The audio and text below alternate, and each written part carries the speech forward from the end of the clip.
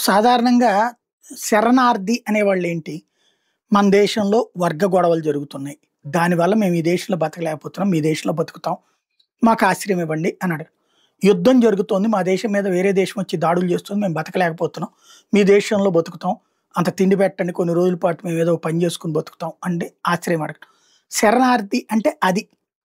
అలా కాకుండా దేశం దాటొచ్చేసేసి, దొంగ మార్గాల్లో వచ్చేసేసి, పట్టుకున్నాక అయ్యా మా దేశంలో బతకలేకపోతున్నాం శరణార్థి అంటే వింతగా ఉంటది.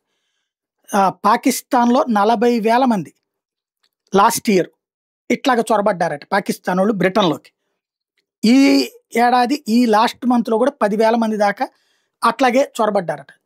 అంటే చొరబడినటువంటోళ్ళకి లక్షల్లో ఉంటే, అందులో ఇట్లాగా గుర్తింపు పొందినటువంటి శరణార్థులుగా మారినటువంటోళ్ళు 50,000 మంది. ఇట్లయితే 2028 నాటికి 40,000,000 ఫారెన్ ఎయిడ్ దీనికే ఖర్చు పెట్టాల్సొస్తుంది. కాబట్టి మీ ఇష్టం ఆలోచించుకోండి అని చెప్పి సూచిస్తున్నారు బ్రిటన్ ప్రభుత్వానికి ఎక్స్‌పర్ట్స్.